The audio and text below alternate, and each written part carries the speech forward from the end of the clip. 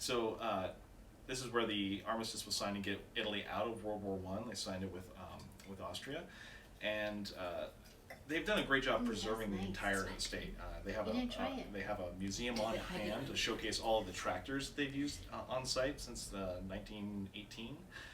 They've actually found different farm implements dating all the way back to the late 1700s. You can go see those. They're all preserved, which is really cool. But of course, the main attraction is the vino. Yes. And this is, what do you think? I love the Sauv Blanc.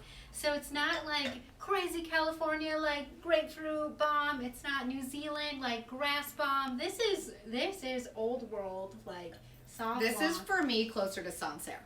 Yes, in that, no, right? It totally is. Yeah. I love this Sauv Blanc. It's 100% Sauvignon Blanc. They do, it's all stainless steel fermented, and for me, I liken it to Sancerre. It's got it's got some good minerality, but great fruit, and it's just a really beautiful wine. Yeah, no, this is a balanced Sauv Blanc, because like I said earlier, sometimes you get those New World grapefruit bombs and those grass bombs, but this is just beautifully balanced. It's very pretty in the glass, and I really like this. So yeah, this is what I'll be drinking at my bachelorette party. Oh, perfect. And is this one of their newest wines? Out of everything that they make, I think this one came out for them. They did their first vintage in I think it's 2011, right? 2011. So it's not, this is what, their 8th vintage of it. It's a fantastic new project for them. Coming out of, if they call it the Veti, or Veti. I think it's Veti. Yeah, I don't know. Veti, yeah. And it pays homage to the mountains that are up around them. So they're right down, there's a big mountain range around them, and they're right in the hills down below. Oh, awesome. So, yeah. I think that's really cool too, because when you go there, I mean, the Dolomites, you have this like image of, think of like the sawtooths, but like more. Exactly. So it's gorgeous, and you can drive right up to them. I've seen. Yeah. Like, literally just park. Yeah, if you do a Google search for San Leonardo, image Google search, you will see the yellow winery, and then right behind it you will see this just vertical slope up like 1,000 feet. It's insane. Yeah, and Scott knows this because he was there. Scott, that's the second winery Scott ever went to in Italy. So wow, dear to his heart. I'll trade you jobs. I don't want to go. We'll go on your bachelorette party for you. We'll send you to Italy. We'll go kayaking. You go to Italy. I'll take it. I'll just take all the wine reps, and you'll just take me places. Perfect. Right. That sounds awesome. That'd be that could be your second one. Second that'll be bachelorette. number 2. All right. So I love this. I mean, we're talking about flavors of wine. I mean, this definitely exudes Sauvignon Blanc. But it doesn't have that, super austere, like angular New Zealand style Sauvignon Blanc. There is some kind of creaminess on the sides that really rounds off the edges. Yeah. Well, what kind of flavors you get out of this one? This one's, I mean, you definitely get that grapefruit. I do get grapefruit, but it's not like a bomb. There's only almost like a touch of honey to it a little bit. Yeah. And floral. There's floral. This is a very food-friendly Sauv Blanc to me, where some of them, I mean, Sauv Blanc to me is already a food wine. There are very few that I like that to just drink on their own. This one I would drink on their own because it does have a little bit of like that creaminess, like you mentioned, to it. It's not total like acid bomb, like austere, like you mentioned. But this is still super food friendly because it's not just like those crazy grass and grapefruit bombs, even though there is grapefruit on here. If that makes sense. Right. And I hope it does. It does. Right. You will never like not understand this is Sauvignon Blanc when you put it in your nose. But I think the nuance of it, I mean, Sauvignon Blanc is very terroir driven, where it comes from Sancerre, where it comes from Napa Valley, where it comes from New Zealand. It's all got this distinct area to it, and I think really when you pick up on it on the nose, you can really get that high mountain acid. You can get that like altitude. Yeah, right? Yeah, sure. Get that altitude on there. It's so this is too. great. I know we're supposed Is there to a dump decent it, but I amount don't of think alcohol in this one? That's a good question. I think it's only about 13 or so. Okay, nice. Oh, 12.5%. Nice. Yeah. So this is a drink all day wine. Absolutely. Perfect Buy for the 2 bottles with bachelorette. no guilt. This is a porch pounder, as I call it. I love We're it. not dumping this. No. I'll have one more sip and then I'm dumping. All right, I'll be good on the other 3. That one's just really Well, good. we'll see. Yeah. That's what we all say. Excellent. She's got kids, right? I'm a professional. Would you care to rinse?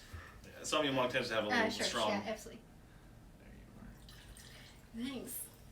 Rinse with wine. That's how That's How how it it's always done. should be. That's how the professionals do it. Exactly. It does feel like alcohol abuse sometimes. That's why you just gotta get a second roll. You just gotta get over it, yeah. Gotta get on. It's like when you cook with Barolo. You gotta get a second bottle I first. don't know if I could pull that one. If I'm I'm gonna cooking do it with with like- wine, I usually use something I opened a few days ago and just let it rip. I'll taste the same once it's cooked down. It really does, but I have a chef that insists it's not, so maybe I should stop. So this is the Terra de San Leonardo. So what this wine is the younger vines gosh, off the the estate nose. from the big San Leonardo. So the vine age here is usually between about 5 and 25 years. All the red wines are going to be fermented in cement and then aged on either new to 30-year-old French oak barrels for between 18 and 24 months. But this wine is one of the best bangs for the buck if you're a Cabernet drinker. Yeah. Oh, that's so good. But it has this refinement to it, It's you know? so aromatic, but it's also pretty light. So It's a I'm great sorry, did I summer hear you red. this is a cab? It's 50% Cabernet Sauvignon, 40% Merlot, 10% Carmenere. Okay, there we are. I was Yeah. like, man, I'm getting a little. So that Carmenere, though, even though it's 5%, is popping out of this glass. Yes. to It me. does. Yes, I get some of that green pepper note, even Right, just that like spiciness. boom, blasting through. absolutely. This is such a cool wine, and this is weird too. I know you said it's a summer wine, but even a slight chill on this, Would I be think, really would good. be really good. Really cool. I mean, one of the unique things I think is that when people think of the Dolomites being this high altitude thing, the vineyard itself is actually only around 400 to 500 feet above sea level. Oh, okay. Everything around it is so high. And that's one of the unique things about this vineyard. What makes it so cool is that the Dolomites shield that cold weather coming Yes. through, Mhm. and so that you Yeah. get snow, and that kind of insulates during the vines during the wintertime. But then where the vineyard site actually is, it gets the maximum amount of sunlight, and then the Dolomites shade it from all the really harsh, cold air that comes through, which is really unique. Yeah, that stuff is so fascinating Yeah. to me. It takes a lot of reading to understand. But it is That's super why we cool bring how it Scott. works. Right? Well, I grew up on a lake. I grew up on Lake Michigan. So Oh, anything you know like mountainous has Mhm. been a learning curve, and I've learned a lot of it through wine and then also living here. But everything to me is so. I'm very accustomed to like more of a Mediterranean. No, that's not right. Just more of a coastal Mhm. atmosphere. I don't can't remember what it's called, but we grow a lot of Chardonnay and Riesling in Michigan because it's really cold and windy from the lake.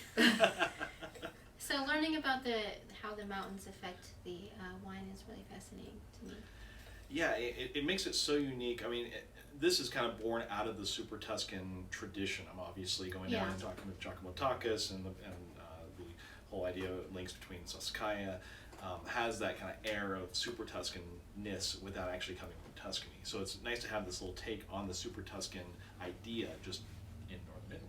Because we don't see a lot of Carmenere coming out of Italy either. No. I don't anyway. I don't know if you don't experience. No, No, I don't see and a lot I of think Carmenere coming out of it's a Italy. newer. They didn't when it was planted. I think it was confused as Cab Franc, which we'll get to later. Ah. But they didn't think they had a lot of Carmenere either, and then did some studies, probably back in like the 1990s, and realized a Yes, I lot do of what was remember. planted Yes, was I do actually remember Carmenere, reading not that. Cab Franc. Yep. Kind of similar to the Chilean stories. and Yes. everything, yes. Yep. Yeah. Exact mirror story. So we're going to dive from 50% Cabernet to 90% Merlot, the Villa Greste. So obviously Greste, as an homage to the Greste family that the Gonzaga family married into. They have a beautiful estate mansion up there called the Villa Greste. Oh, mansion. Oh yes, Yeah. this is where Carlo Perfect currently place for your lives. party. I know. I'm on my way. I saw the outside of it. It's very nice. Listen, I need you to get us inside. Yeah. Do people still live there? Oh yeah, Carlo does. Oh, nice. It's almost Okay, dead. well, give me his number. Yeah. We're getting in there. So this is the best Oh my Merlot gosh. plots off of the estate. Like I said, about 10% Carmenere blended into this one, and yeah, you could get immediately, absolutely. yeah. You know, it's so nice that they've embraced the Carmenere so much that in 2007, 2010, and then recently 2015, I believe. I could be wrong on that, but they've released a very limited batch of straight Carmenere. Oh. In fact, about the 2010 vintage, they only released about 25 six-packs in the United States. Boise got like 15 of those. Oh, we did. wow. We had. Holy Yep. That was cow. a Thank good. you, It was a Vios. good year. Did you say we had? We We had. had. We yeah. had. Mhm. We had. And now, I don't know We if don't it still have. has. There's none. I still have one bottle. I still have one Thanks bottle. for sharing, Yes, Scott. it's in my secret location. Listen, I'm gonna need that Yeah. for For this this weekend. Really round out the selection of wines. Just ties the room together. Yeah, it does. It It really does. So I'll hit you up. Don't you have a friend that only drinks 100% Carmenères? I do. Yeah, no, that's Scott, come on, thank Scott. you. You yeah, reminded me. no. Alexi. Can't leave she's her really out. picky. Yeah. She's a doctor too, so Oh, there we you go. got There you go. we gotta feed the doctor. But I love it. I Yeah, will the put nose is this. great. I'll put this in front of anyone who utters that line from Sideways that they're not drinking any Snake and Merlot. This is Yeah. a Snake and Merlot that I will drink. It's Yeah. great. Yeah. It's long lived too. I mean, it's going to definitely mature in the cellar for 10 to 15 years, no problem. Obviously, there's no reason why not to drink it now. No, it's beautiful. We just popped the cork on this, an hour ago, and it's No, singing. yeah, absolutely. Yeah. What is the vintage on this? 2015. 15, so it's already got a little bit to it, and it still has plenty left of life to give. So Absolutely. it's a good cellar biller, but also drink now.